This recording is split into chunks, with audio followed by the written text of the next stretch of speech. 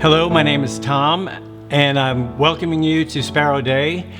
And I've been coming here for almost 5 years since the beginning, and there's so much that I appreciate about Sparrow Day. And one thing is, I'm a part of the LGBTQ plus community, and I feel accepted, and it's like big whoop, I'm gay. No one really cares, and it's really nice to come to a place where you are welcomed, and you know that you have some parents around you that have LGBTQ plus kids, and I didn't really realize that until I got to know some of these parents and became friends with them, and that's another thing that I just love, because we have such community here, and when everything in the outside world is feeling chaotic, I come here and it feels like a sane place to be, and it feels like a refuge, and it feels like I can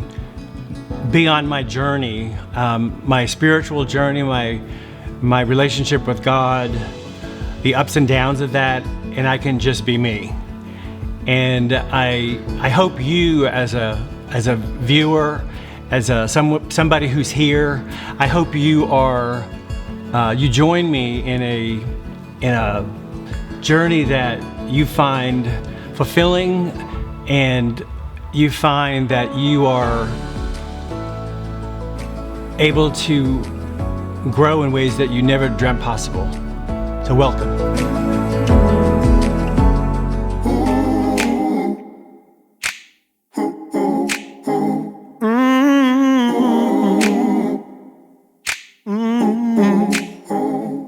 Walk with me, I'll walk with you down these troubled roads we've stumbled into.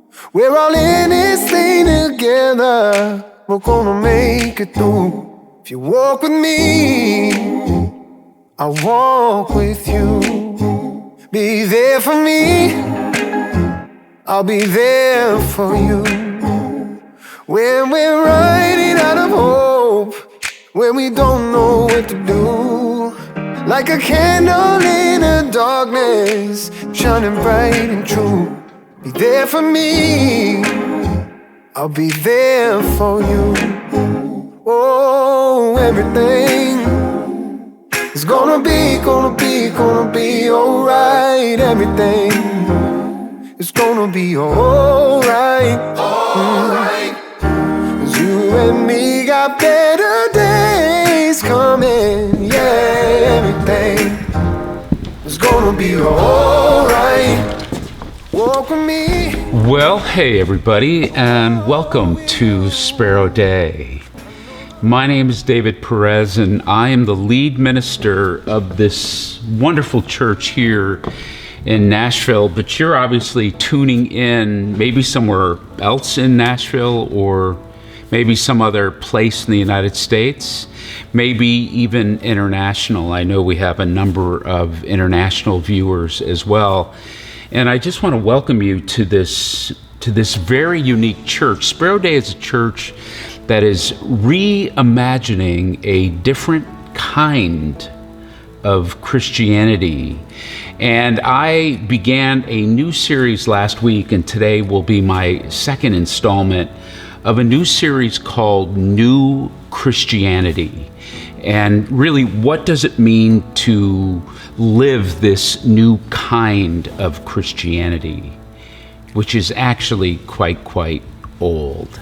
You know, something is happening in Christian spirituality here in my country, the United States, but really in the West and other parts of the world. Something is radically shifting. Perhaps that's why you have tuned in today.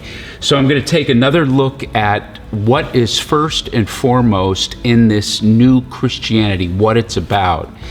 And so welcome to Sparrow Day.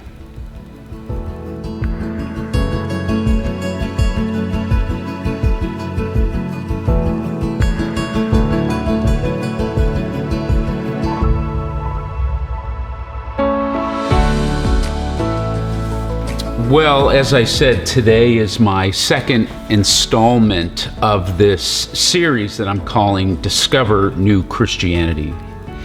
And last week we left off that new Christianity is about love. It's about love first and foremost. And that, as one New Testament writer stresses in 1 John, the epistle, where he says God is love, and that I and we as human beings, we are then the beloved of God. We're the objects of that love.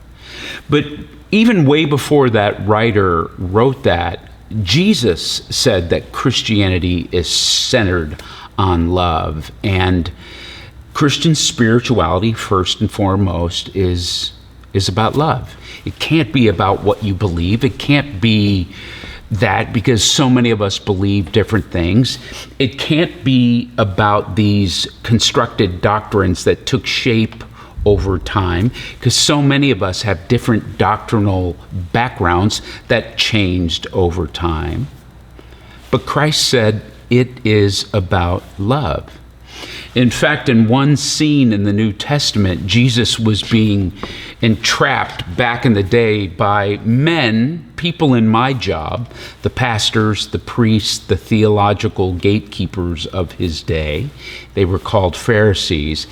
And they were attempting to expose Jesus as a false teacher, because Jesus was making spiritual faith not about their biblical doctrines or their biblicistic scriptural interpretation. He was making it not about moral absolutes or their definition of what they called orthodoxy.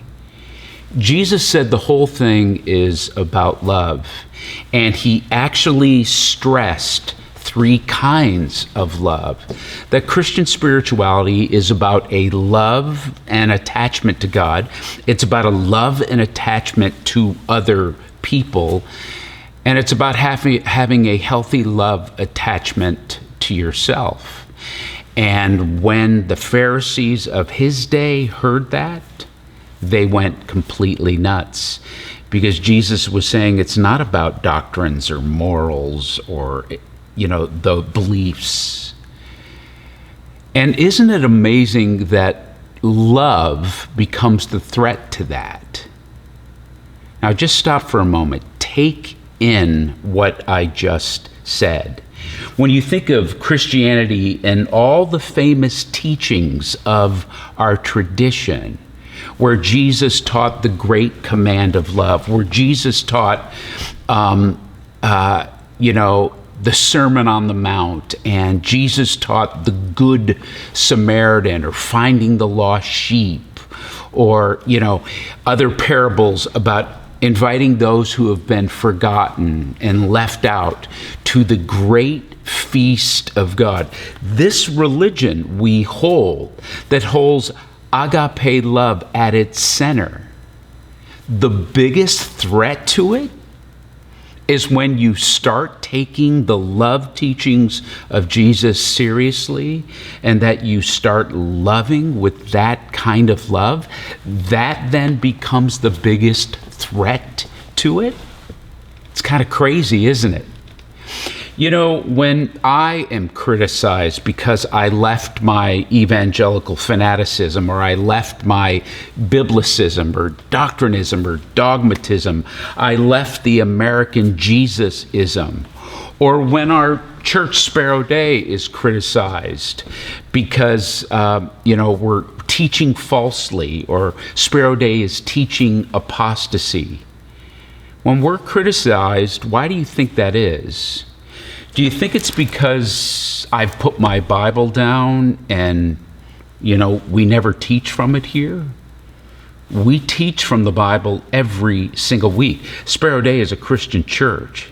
Is it because I prop myself up as the one who teaches the ultimate truth, and Sparrow Day is the one that has the ultimate truth, so you need to listen to us? No, I never say such thing. In fact, I say the complete opposite. Run from any church or spiritual teacher who says they are the ones that have the ultimate truth and the ultimate connection to God, run from that kind of place? Or is it because we teach unkindness or manipulation, or we're trying to control people's lives with shame, guilt, and the fear of God so that they hand over their agency, hand over their obedience to what we say is true, or they hand over their money?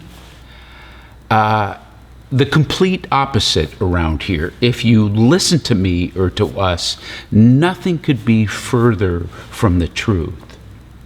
What incites that kind of criticism is love. It's when we take Christ's teachings, the New Testament teachings of love, so seriously that we now have this radical inclusion of people that sometimes doctrine leaves out. And when Jesus was teaching like that, it was the doctrine cops that came after him. It was his teaching on love that threatened them. So I'm going to continue to, Sparrow Day is going to continue to teach that God is love. The three most beautiful words I've ever heard, God is love. We're going to keep teaching that regardless of the criticism we get. Are you with me?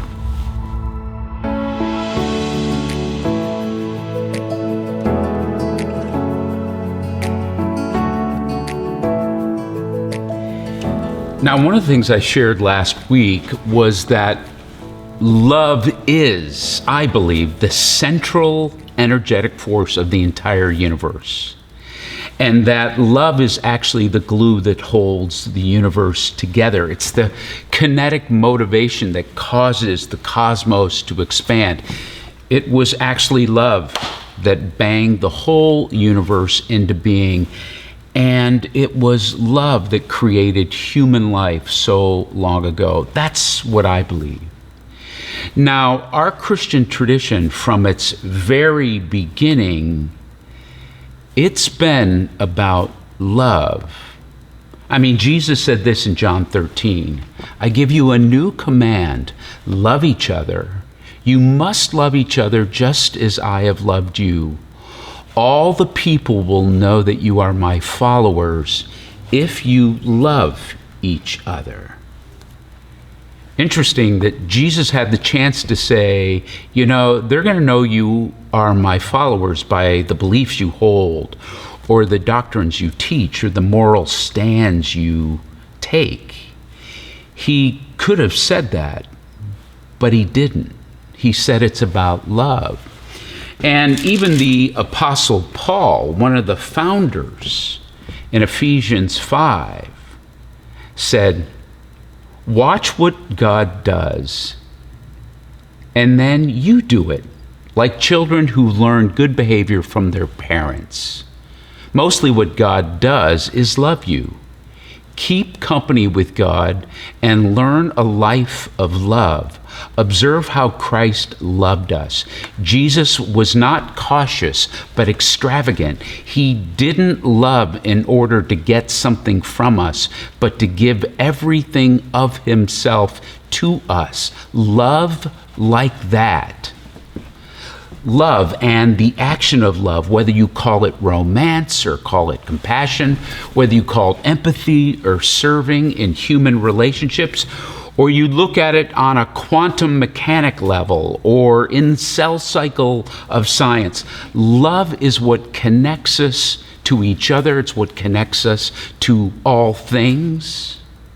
In Colossians, it says, Christ is the image of the invisible God and the firstborn of every creature. For by Christ all things were created that are in heaven and that are in earth, visible and invisible. You know, astrophysicist and technologist and inventor Tom Chi, he says there are three things that tell us that we are all connected to each other and that everything belongs. First is our heart. right? All of us watching this, we all have a heart within us that's beating. And they beat because they need to move this molecule through our blood called hemoglobin, which transports oxygen to our entire circulatory system. This is what keeps us alive. Now, the hemoglobin molecule, it carries a smaller molecule called hema B. And at the heart of that is a single itty-bitty atom of iron. And without this teeny-weeny single iron atom, oxygen from the air, it wouldn't bind in your blood and it wouldn't oxygenate your entire body. So even though there's air all around you, that air won't get into you without that iron. Now, where does iron come from? There's only one place it comes from in the entire universe. And it's when stars form, or when stars run out of fuel and they explode, or when a galactic cluster of stars collides with each other, causing these massive explosions. That's where we get our iron, the iron that is running through your vein and what keeps you alive. And so even our heartbeat is a reminder that we are connected. Now let's talk about our breath and every breath we take. Just a simple, unnoticed breath that is taken by billions of people every day and all through time, and how our breath connects us. But not so fast, as Tom Chi points out, because taking a breath on our planet, it wasn't even possible billions of years ago. The only thing that made up our atmosphere at its beginning was nitrogen and carbon dioxide. There was no oxygen, which meant the entire planet was uninhabitable, with the exception of an itty-bitty single-cell organism, something called a cyanobacteria, that is found inside limestone rock formations that lived in the ocean, right, called stromatolites, I think, or something like that. They were these sedentary formations. And about 2.5 billion of years ago, these itty-bitty bacteria started spreading across the planet. And then this evolutionary phenomena starts to happen. It's called photosynthesis, the process of where we take energy from the sun and transform it, transform the carbon dioxide into oxygen that then is released into the atmosphere. Now, this was a very slow process, and these first bacteria, well, they first had to saturate the seas, and then they had to saturate, the earth and the atmosphere, but they began to build up in the atmosphere. Then around 600 million years ago, as scientists guess, enough oxygen was built in our atmosphere that it created a layer called ozone. And then because the ozone layer was formed, right, keeping the oxygen in, so to speak, we now could sustain multicellular life. So now this itty-bitty bacteria that then created photosynthesis that formed the ozone around 500 million years ago. We saw this biological, Big Bang called the Cambrian explosion. And the Cambrian explosion, this is what began to then create the major animal groups. They started to appear in the fossil record, and it was just a time of rapid expansion of life on our earth. And as Chi points out, the direct descendants of this bacteria it eventually was captured by plants that we now called, chloroplasts. And if you zoom in on a plant leaf, maybe you had a salad today, so, there's tons of these chloroplasts trapped. They now contribute to photosynthesis, making energy for the plants that continues to be the other half of our lungs on earth.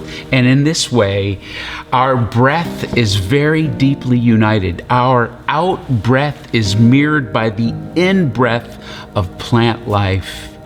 Just this mirrored in and out, creating the oxygen we breathe. We're connected that way.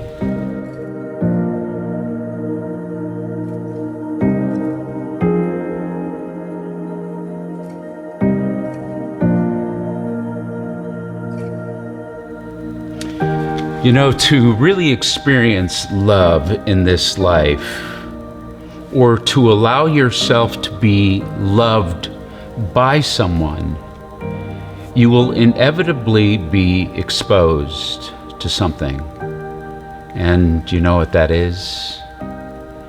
It will be your relationship with fear. It's a given.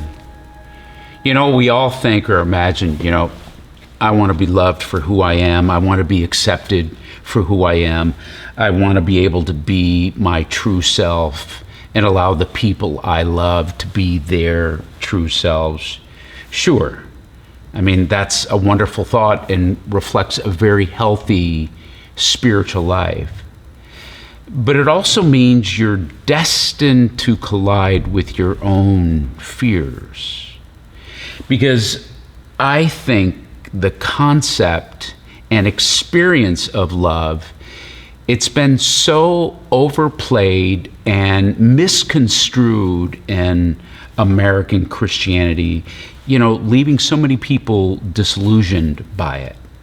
When pollsters like Gallup and Pew ask the American public, do you think of love when you think of American Christianity?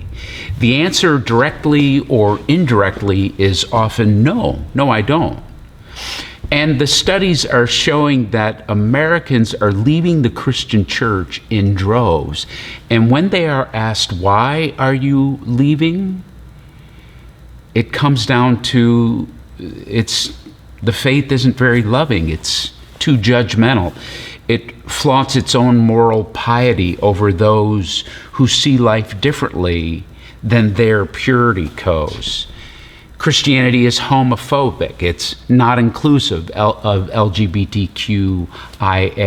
It's against feminism, or it's too in bed with one political viewpoint. And it often excludes many religious people who just don't see it that way. So they're leaving in droves. So why am I talking about this? Because our number one value here at Sparrow Day is Christ-like love. We think that love is what allows Christianity to evolve and change. That's what we think evolves Christianity. And when you start to see that evolvement, you're going to face your fear. But through empathy and wisdom, this is what gives us the great courage to be vulnerable in that change. So to do all of this, I want to kind of return to this ancient scripture we looked at last week that talks about where God is love, where those three words are used. Just three of the most beautiful words you can imagine. God is love. And when it was originally written in the Greek, God is love is not three words. It's actually four words. It's hoti, theos, esti, agape.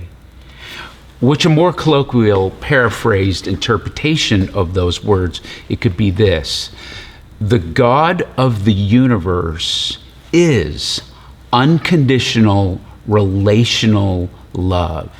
That's what agape means, the Greek word for love.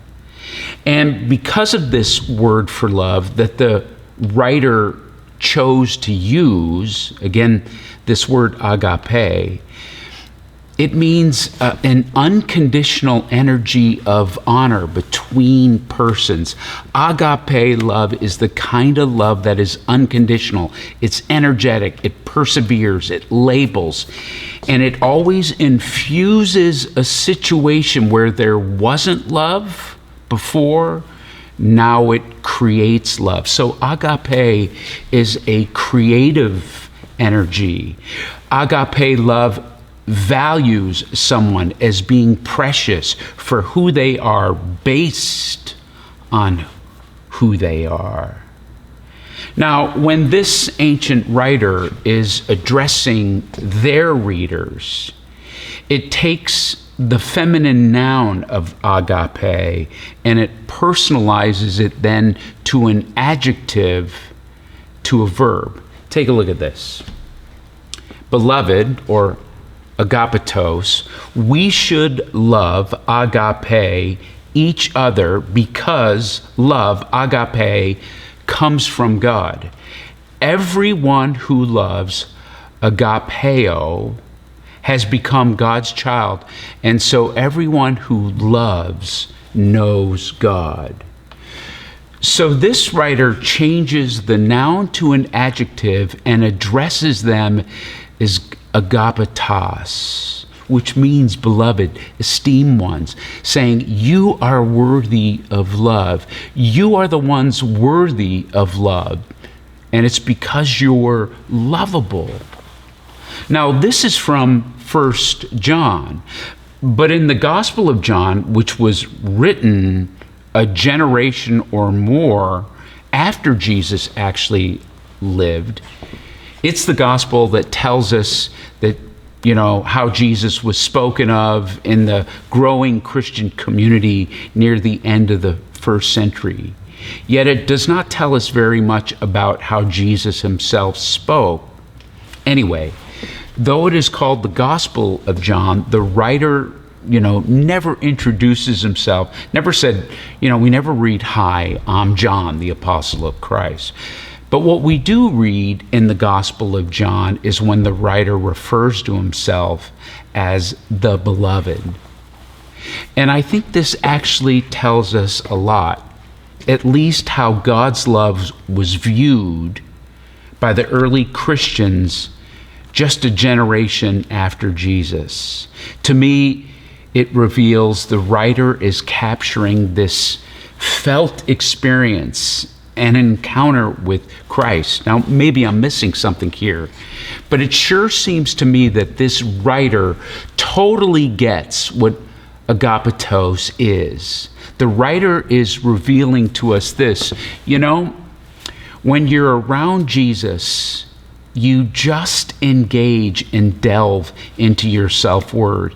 You just are loved for who you exactly are. You're lovable. And it's an energy of love that just gives you this actual felt experience of love. This is how the people at the beginning of our tradition felt about Christ's love. And as a minister, I'm often visited by people who are committed to their Christian spirituality, but have had a lot of God damage or church damage or some doctrinal trauma that taught them a very Calvinistic, Lutheranistic, Augustinianistic, evangelical, absolutist theology that taught them, no, you're not lovable, you're a wretch, you're an awful human being, a good-for-nothing person, but God still loves you. But it's only because Jesus' righteousness covers your awfulness. And God's love is so amazing that God is contractually bound to love you by his own immutable laws from heaven. You're not lovable for you, no way. But God can only love you if Jesus' goodness covers your awful, miserable wretchedness. And as I've said before, parents, could you imagine turning to your kid and saying, "Hey kid, I love you. And then the kid goes, you do? You love me? Yeah, I sure do. Wow. Why do you love me, Dad, Mom? I remember an era in my own kids' lives where they just were always going, why, Daddy, about everything. This ice cream is amazing. Why, Daddy? Or aren't these Legos cool? Why, Daddy? And me having to come up with some super profound answers like, 'cause they're Legos, that's why. And so like God saying, why do I love you? It's certainly not because you're a lovable human being. Let's get that straight. Hardly. You're a big sack of wretchedness. Yeah. I can hardly stand to be around you. And then God says, and if I could be truthful, because you're such a sinner, that's why. And then the kid, we go, but you still love me, God? Why? And God goes, oh, that's easy. It's because I'm so amazing at love. I have amazing amounts of loveness for even you. Aren't I incredible? Also, when I look at you, I have to see Jesus so you're bearable to look at. Because if I just had to look at you, well, I wouldn't want to look at you. I'd want to look actually the other way. But because it's Jesus I see, thank me. Thank me that I don't have to look at you. But when I see Jesus, I can see you and I can love you. Parents, try go loving your kids that way. Say to them something like, how do you, how do you think they're going to feel about themselves? Or on a Valentine's Day card, try writing something like that, like, Dear Stella, thank God I can now love you because I see Jesus in you. Because if I had to love just you, Stella, on your own, then it should be you giving me chocolates on Valentine's Day. I mean, really, try that, next February. See how well your Valentine's Day night goes. Or for those of you who ever got married, as a minister, I can't even count how many weddings I've officiated at this point. I've heard a countless number of vows that couples make to each other. But I've never heard ones like this that go, baby, on this wedding day, it would normally be impossible for me to really love you and be with you. Why? Because you're just an awful, sinful wretch.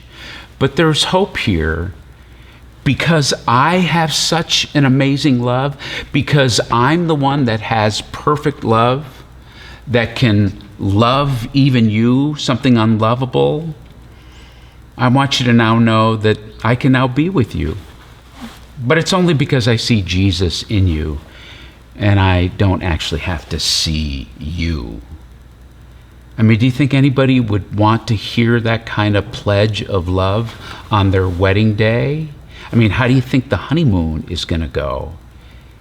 And yet, for so many of you, that's what you were taught about God's love for you.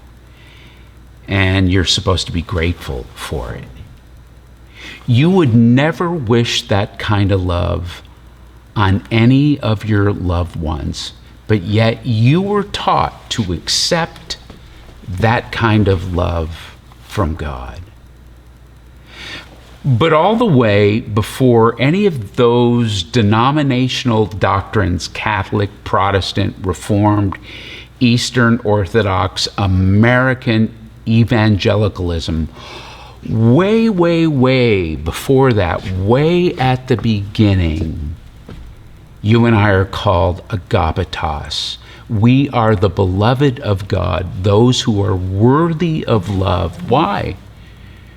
Because we're just so doggone lovable, just like you love your kids, right?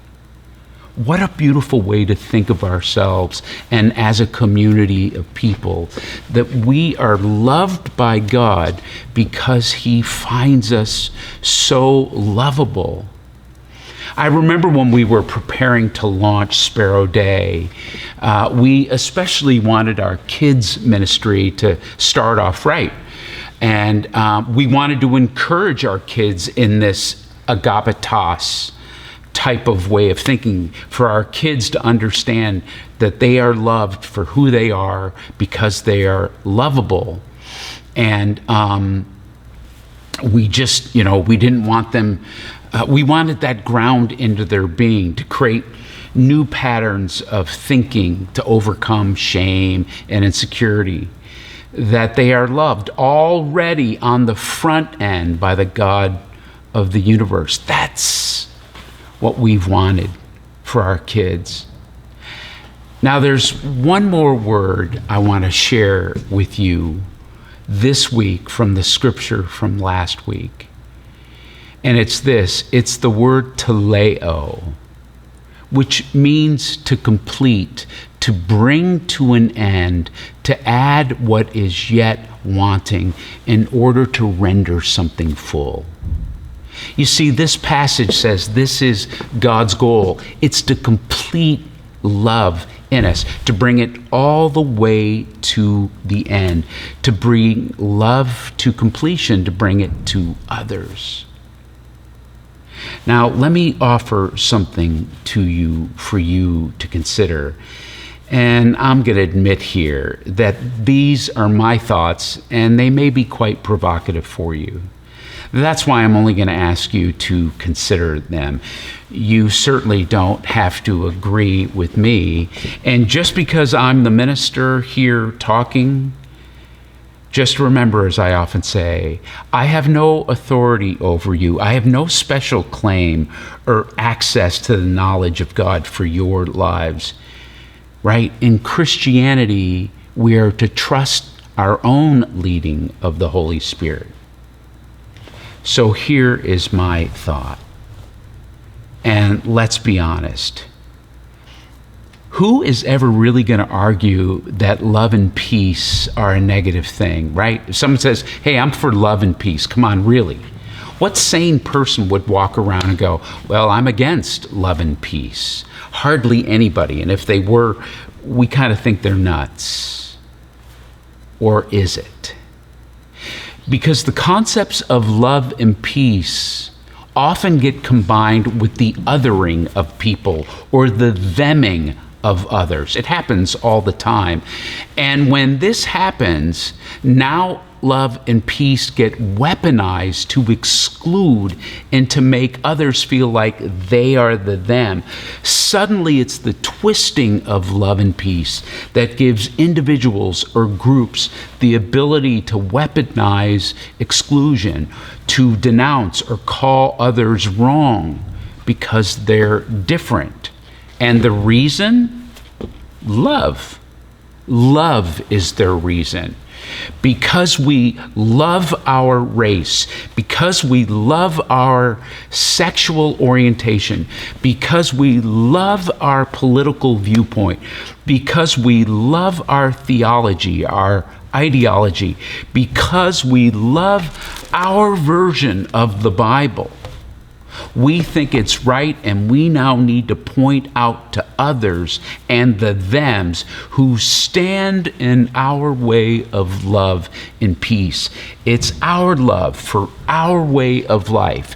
It's our love for our own that we must protect ourselves from anyone or point to another point of view because we believe our way is the best way to give the world love and peace. And when that kind of love gets twisted, I think this is a complete turning upside down of what it means that God is love. God is love. It's that simple. And you are the beloved of God. So you can let go that you are this unlovable wretch. You can think of yourself just like you think of someone else you love. Are they perfect? No. Do people you love make mistakes? Yes. But why do you love them? You love them because they are made in the image of God, and they are just so doggone lovable. God loves you because you are lovable. And what it says in 1 John, when we love others with that kind of love, then God is in us. It's not our beliefs that make us about God. It's not our moral, doctrinal stands that makes us people of love. It's when we reflect that God is love and it pours out through us. Then the scriptures say God is in us.